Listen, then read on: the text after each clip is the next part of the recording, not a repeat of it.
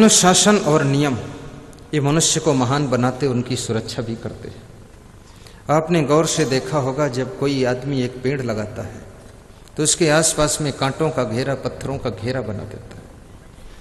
उस छोटे से पेड़ को बुरा लगता है कि मेरे आसपास कांटों का घेरा क्यों लगा दिया, मैं इतना कोमल हूं, छोटा हूं, हवा चलती है, कांटे पत्तों में फंस जाते हैं, पत्ते फंस जाते हैं तो पत्ते फट जाते हैं। उस छोटे से पौधे के मन में पीड़ा होती है, मेरा मालिक बड़ा कठोर है, आसपास में कांटों का घेरा लगा दिया, पत्थर का घेरा लगा दिया।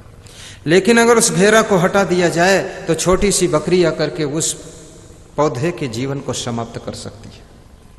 पर वो कांटों के घेरे में पलता हुआ पौधा जब बड़ा हो जाता है तो पत्थर का घेरा भी हट जाता है, कांटों का घेरा भी हट जाता है, और तब उसमें इतनी ताकत आ जाती है, विशाल वृक्ष बन जाता है कि भयंकर हाथी भी उस वृक्ष में बांध दो तो हाथी भी उस पेड़ को उखाड़ नहीं पाता है। बचपन में अगर कांटों के घेरों के बीच में उसकी रक्षा न की जाती तो छोटी सी बकरी उसको चर करके उसकी जिंदगी को समाप्त कर देती।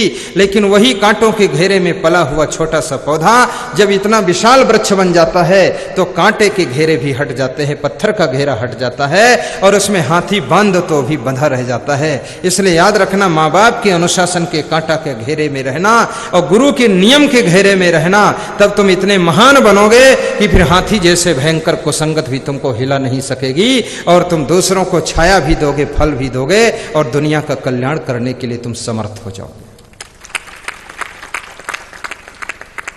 अनुशासन की बहुत बड़ी आवश्यकता है। आज मनुष्य का बच्चा अनुशासन में रहना नहीं चाहता है। जब माँ बाप अपने बच्चों पर अनुशासन करने लग जाते हैं तो बच्चे धमकी देते हैं, ज्यादा अनुशासन करोगे तो जहर पी लूंगा।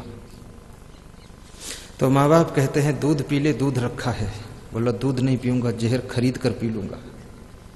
लाश पाओगे तो माँ बाप कहते हैं अरे मूर्ख तू जिंदा रह, जहर मत पी और चाहे जा करके जो कर, लेकिन जिंदा रह, कम से कम ये तो रहेगा उनके बेटा बेटी है। अपने माँ बाप को जहर पीने की धमकी दे करके कुसंगत के जहर को मत पीजिए।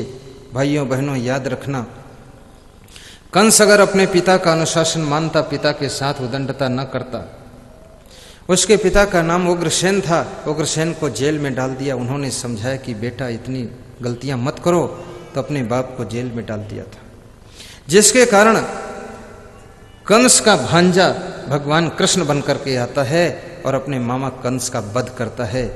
क्या जरूरत थी कृष्ण भगवान को अपने मामा जी का वध करें? मामा का तो सम्मान करना चाहिए था, लेकिन मामा इतना बिगड़ चुका था, इतना राक्षस हो चुका था कि देखा जब मेरे नाना को जेल में डाल दिया, मेरी माँ को जेल में डाल दिया, मेरे पिता को जेल में डाल दिया, मेरा जन्म भी जेल में करा दिया, अब ये जीने लायक नहीं है, तो भगवान कृष्ण ने अपने मामा का फिर जाकर के वध कर दिया है।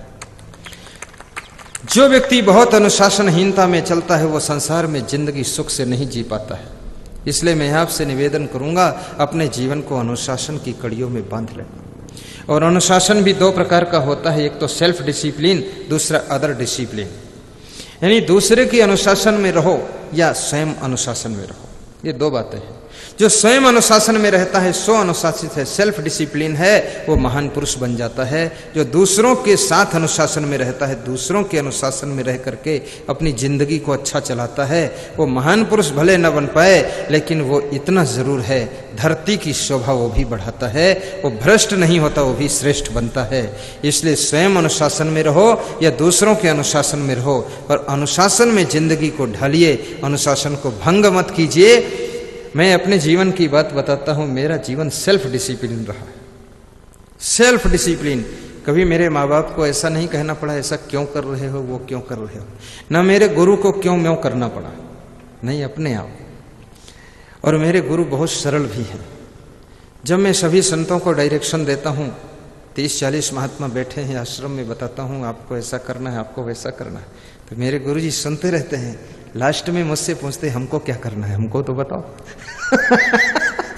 तो मैं हंस देता हूं, गुरुदेव आपको हम बताएंगे, आप हमको बताएंगे। बोले नहीं, सबको बता दिया ये करना है वो करना है, मुझको नहीं बताया।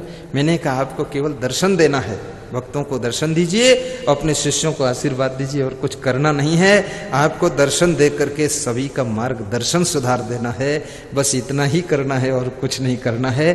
फूल तो केवल खुशबू और सौंदर्य देता है, महान पुरुष का जीवन फूल होता है।